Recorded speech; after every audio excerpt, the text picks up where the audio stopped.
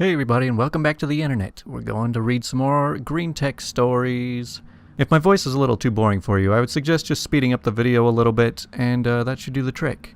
So we're going to be going over a couple of my favorite greentext stories here, starting with what I call Hammer Time. So my parents are having aunt and uncle and an 8-year-old cousin over for a Thanksgiving dinner one year. They arrive, and my cousin immediately runs into the room with a claw hammer and smashes a hole in the wall with it. My parents freak out and ask what the heck he's doing. My aunt and uncle are laughing, explain it's just a phase he's going through where he likes to smash things with hammers. Ask them why the heck they allow him to have a freaking steel hammer if he smashes stuff with it. Well, when he doesn't have the hammer, then he threatens to swallow a bowl full of nails. Jeez. All throughout the freaking meal, the kid is smashing his food with a freaking hammer, making chunks and bits of meat fly everywhere. So I'm talking to my aunt and uncle about stupid stuff, and notice my cousin has gone into my room. I immediately bolt it to my door. When I get there, I see him with his hammer and my stack of video games next to his computer. I rush in, tackle him, take the hammer, and throw him out of my room and hide the games. While I'm hiding my games, I hear screaming from outside of my room. I check what's happening. My cousin has just freaking jumped into the freaking fireplace and set himself on fire. Oh my gosh, what the heck? My aunt and uncle see me with the hammer in my hand. Why did you do it? Why did you take the freaking hammer away? Cousin goes to the hospital and lives, but with severe burns. Never see my aunt and uncle again. But at least he didn't touch my freaking video games. The funny thing is, like, most greentext stories are posted on the random board, because that's just where anything goes. I'm pretty sure this was posted on the video games board, because it's related to video games. But that is one messed up kid. Alright, so now to the next story. So I was a junior in high school. I was trying to find a book I could do a book report on. I decided to do it on Phantom of the Opera because I always wanted to read the actual book. I go to the library. I ask the librarian to search for the book in the database. She says, "How do you spell phantom?" I say nothing, just chuckle. "Oh, you were being serious?" I'm so blown away, my courtesy became feral. "And you work in the library?" She writes me up and sends me to the principal. I explain to him that it just slipped out because she works in the library and can't even spell a simple word. The principal says, "Well, I can't spell it either. Are you calling me stupid?" in his redneck voice. I just stare and say nothing.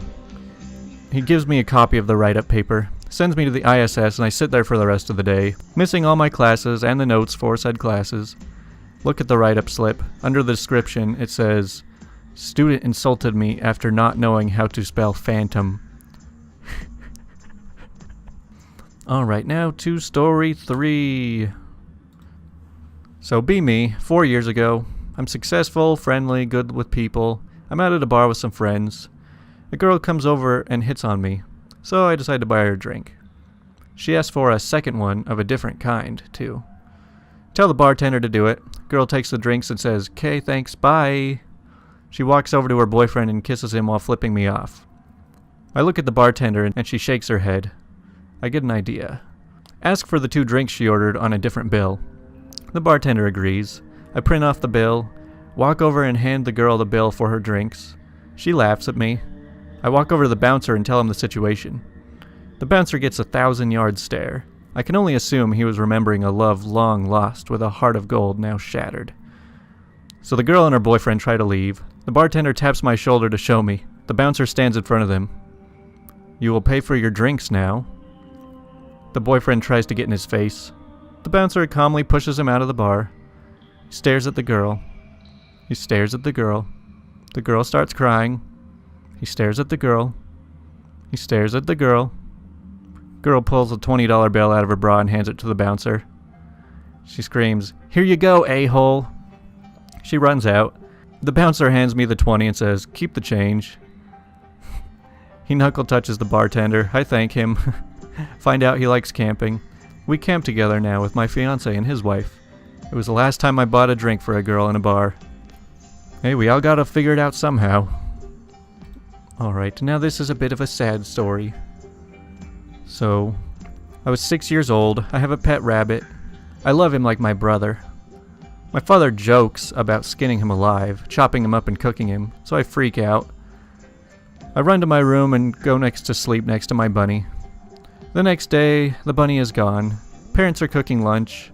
I ask where my bunny is. They say they're cooking him right now while laughing.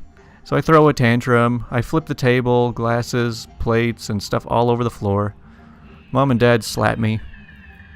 While they clean it up, I take my bunny from the cooker. I dig a hole and pour the soup in it. Parents find me outside. They slap me and scream at me. I cry. They take me to their room, tell me that they were just joking. He's safe in a cage. I'm so happy. But as a punishment, they killed him and ate him. I never really got over that. Man, that's brutal. Kill a kid's pet bunny and eat it. Now this last one's pretty crazy, but I'll show you some pictures to back it up at the end. So here's a story time. So be last night, I'm smoking out my window. I see a black silhouette running through my street into the park. He's holding 2 frozen pizzas. Seconds later, a group of 6 guys run after him. Give us the freaking pizza! They're my freaking pizzas! Decide to check the park because whatever. Standing on other side of the street the park is, I see Silhouette beat the crap out of the groupies with freaking frozen pizzas. Frozen pizzas! 4 guys on the ground, Pizza Bro still on some kung fu thing. 2 remaining guys take out knives. Pizza Bro stabbed in the arm. He drops the pizza. I decide, F it. I kick one of them behind the knee, he falls. He stabs me in the leg. In the leg! I kick him in the head. F my leg. Pizza Bro beats up the last guy, and the guy runs. I take Pizza Bro into the apartment because he got freaking stabbed. Tell him we should call an ambulance. He's like, nah, F that. We patch ourselves up. You know, bandages plus duct tape equals patched up. He gives me a pizza and leaves. I sit on the couch thinking about what the heck just happened. I got stabbed for a pizza. And here's the pictures of the stab wound and the pizza. You know, it's stories like this that make me really wonder if the internet is a real place.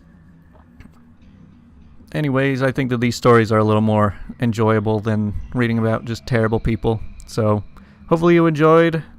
Go ahead and subscribe if you want to hear more stories, and I will talk to you guys next time.